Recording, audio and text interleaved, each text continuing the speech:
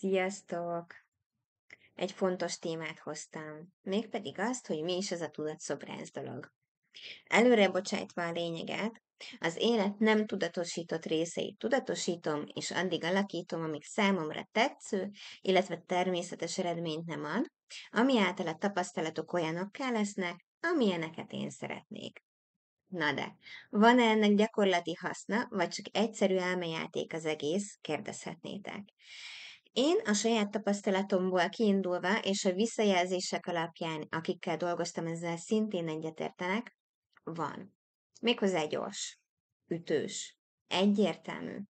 Az élet elég sok területét megdolgoztam, átalakítottam már így, pénzügyi területet, párkapcsolatot, egyéb kapcsolati rendszereket, karriert, otthont, hivatást, stresszkezelést, álmatlanságot, nyilvánosságtól való félelmet, gyermekvállalást, kommunikációs beakadást és még sok minden mást. Most pedig egy kicsit bővebben. Nekem van egy számomra kifejezetten jelentőségteljes érdeklődési területem, ez pedig a rendszerek, és ezzel kapcsolatban minden. Tanulmányozni különböző rendszereket, működés közben figyelni, egyszerűsíteni, hatékonyabbá tenni, fejleszteni, kreálni. Az egyik ilyen rendszer, ami az érdeklődésem homlokterébe került az évek folyamán, az a morfogenetikus mező. Tudom, divatos szó, de azért röviden elmondom, hogy definíció szerint mi is ez. A közös tudatmező, vagy háló, tehát az az információs közeg, melyen keresztül metafizikai energiaminták, gondolatok és érzelmek találkoznak. Ezt a legjobban egyébként az állatok viselkedése tudja lemodellezni a valódi világban, ez alapján tudják a madarak, hogy merre és mikor kell vonulniuk, vagy a méhek az ebben a mezőben tárolt információk szerint tudják, hogy a másik tánca mit jelent, anélkül, hogy tanulták volna valaha is. Nem tudom, hogy nagy titkot árulok-e el, de az emberek is hozzáférnek a morfogenetikus mezőben tárolt információkhoz.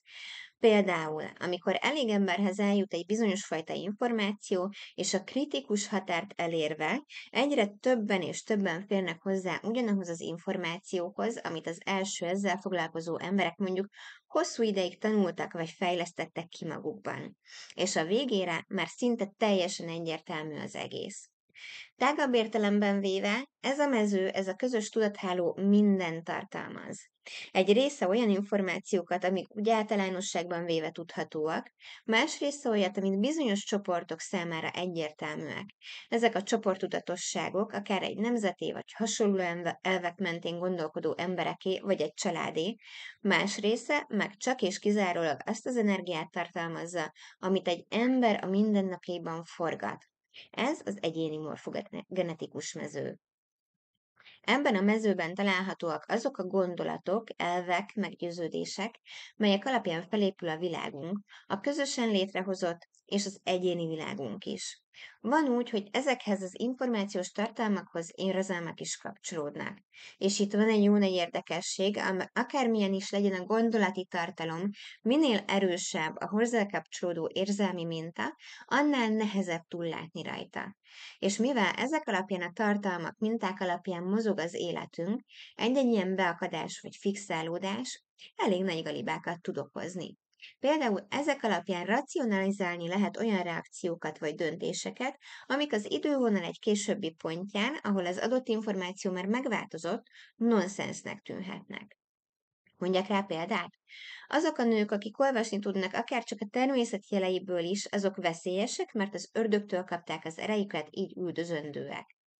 Volt egy kor, amikor ezért a videóért mágián megégettek volna. Oké, ez egy információs tartalom, de hol van itt az érzelmi csatornány? Kérdezhetnéd. Ha a szavak mentén megyünk, akkor el lehet csípni a veszélyesek és az ördögtől szavakat. Ebben a gondolatban a félelem a legnagyobb hajtóerő. Persze, az agymanók óta mindenki tudja, hogy elég ritkán fordulnak elő vegytiszta, elkülönített érzelmek, ebben is meg lehet figyelni mást is. Dac, düh, kisebb rendőrség, szégyen, kinek mi. És ezt az információt, vagy ezt az attitűdöt, gondolkodásmódot már eléggé régen túlhaladtuk. Volt egy kor, amikor ez teljesen normálisnak hatott, teljesen normálisnak vették az emberek, hogy léteznek boszorkányok, és hogy közöttünk élnek, és hogy a nők jó része az. Főleg a furcsábbik része. Ma már viszont mondhatnám, hogy szinte divatba jött a boszorkányság, a boszorkánykodás, hogy szinte teljesen természetes az, hogyha beszélgetünk a szobanövényekkel, vagy hogyha gyógyteát iszunk, uh, ugye akár már filteresen is lehet kapni, holott abban az időben, amikor ez büntetendőnek minősült, akkor akár a otthon tartott gyógyfüvekért is megégethettek volna. Szóval így értem az idővonal egy másik pontját. Aztán van olyan minta is, ami arra vesz rá embereket, hogy mindig sok élelmiszert, alapanyagot és konzervet tartsanak otthon, mert bármi történhet.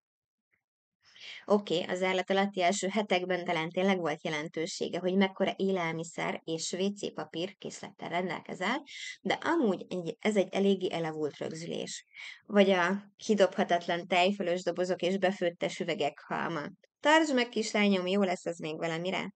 Egyébként néha tényleg jó. Anyukámnak például eperültetvénye van a teraszkorlátján, tejfölös dobozokban. Szia, anya, jól csinálod? Szóval ez igazándiból egy olyan kornak a maradványa, ahol tartalékolni kellett az élelmiszer, tartalékolni kellett a javakat, például a háborúban, vagy éhínség idején, vagy amikor tényleg csak szezonálisan lehetett kapni dolgokat. És mivel most egy ilyen átmeneti korban élünk, hogy még élnek azok, akik azt a korszakot élték meg, vagy érték meg, amikor nem mindig lehetett mindent kapni, de már ugye elmúló félben van az ő gondolkodásmódjuk, így a kettő keveredik egy kicsit, ez a tartalékoljunk is, meg ne is, hogy van, amiből felhalmozunk dolgokat, de van, amit tényleg csak napi szinten tartunk. Ez egy ilyen átmeneti időszak ebből a szempontból. Vagy azok az információk is ebben az egyéni mezőben tárolódnak, amik alapján egy-egy napunkat lefolytatjuk. Kész rutinrendszerek vannak benne. Például az a folyamat, ahogyan elindulsz munkába. Cipő, táska, pénztárca, iratok megvannak, kulcs, bezárni az ajtót, ki a kapun, busz megálló, merre van, melyik buszra szállok fel. Néha akár olyan jól is tud működni, mint egy robotpilóta. Veled már előfordult, hogy mondjuk a szabad napodon, ahogy elindultál otthonról, egyből a munkába menő útvonalra álltál, holott csak a boltba akartál menni? És csak az utca végén jutott eszedbe, hogy hopp, másik irány. Velem már igen. Szóval minden olyan helyzetben, aminek van általunk nem tudatosított része. Az általunk nem megadott hiányzó részek ebből a mezőből kerülnek betöltésre. Ismerek olyan embereket például, akik elmennek cipőt vásárolni, és akár hosszas és körültekintő nézelődés és próbálgatás után is hazamennek egy olyan cipővel, ami végül is kényelmetlen. Vagy oké, de nem az igazi, nem is ilyet akartak. Vagy soha nem hordják, mert túl jó hozzá a cipő. Emögött például olyan minták lehetnek, mint a nem baj, ha szorít egy kicsit, majd kitágul használat közben, vagy a ne tedd túl magasra a lécet, mert nem lesz, ami megugorja. Ezekből lesznek a kényelmetlen, meg a mégsem az igazi cipők. A jó lesz az ide felülre mintából, meg a túl jó cipők, ha valaki mégiscsak szeretne néha szépen kiöltözni, de nem engedi meg magának. Ez a mező egyébként ahhoz képest, hogy mennyi információ van benne, és nagy tömegben milyen nehezen alakul vagy változik, egyéni szinten eléggé jól formálható. Mondtam még az elején, hogy én szeretem, ha egy rendszer egyértelmű és jól működő. Így kezdtem csiszolgatni a sajátomat. Eléggé sokat kísérleteztem vele. Egyébként mindenki formálja, alakítja, erősítgeti vagy változtatja a sajátját napi szinten. Csak nem mindenki tudatosan. És nem mindenki ügyel arra, hogy ebben olyan információk és érzelmek kapcsolódjanak össze, amit szívesen lát az életében. Ilyenek például a különböző kommunikációs csatornákon bejövő dolgok. Honnan lehet tudni, hogy valaki nem elégedett vele? Nagy a stressz szintje. Vagy panaszkodik. Vagy nem úgy alakulnak az életében a dolgai, ahogyan ő szeretné. Szóval ott tartottam, hogy ez alakítható. El is mondom azt, hogy mire jutottam, hogyan lehet alakítani, nem szeretném megtartani magamnak. Ha megvan a minta, az, hogy milyen tartalmat hív be a hiányzó részekre a robotpilóta, akkor onnantól kezdve a feloldás szinte gyerekjáték. Csak meg kell vizsgálni a hozzátartozó sztorikat, egyéni történetek, múltbeli események, történelmi családi háttér, mitológia, monda, mese, meg még hasonló dolgok. Megvizsgálni a saját érzelmi reakcióidat, kötődéseidet, azt, hogy hol vetíted ki, hogy mit utasítasz el belőle. Szabadon engedni az elnyomott részeket, és lecserélni a megélés destruktívról konstruktívra. Pofon egyszerű, nem? A felfedéshez, átalakításhoz, elengedéshez, új beépítéséhez én különböző technikákat szoktam használni. Van, amelyiket sűrűbben, van, amelyiket ritkábban, van, amit csak egyszer próbálok ki, ez az éppen felmerülő feladattól függ. Ami közös ezekben a módszerekben, hogy van egy rész, ami a megfigyelésről szól. Arról, hogy saját magamat minél objektívebben szemügyre veszem. Megvizsgálom, hogy mit is csinálok tovább tulajdonképpen. Van úgy, hogy már ettől felismerem a mintát, és megértem a lényeket, ettől ki is oldódik magától az életemből.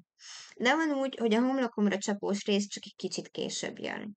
Van úgy, hogy egy-egy minta nagyon mélyen el van ásva, a valódi élmény, a hozzá kapcsolódó valódi érzésekkel esetleg csak évek múlva fedi fel magát teljes egészében.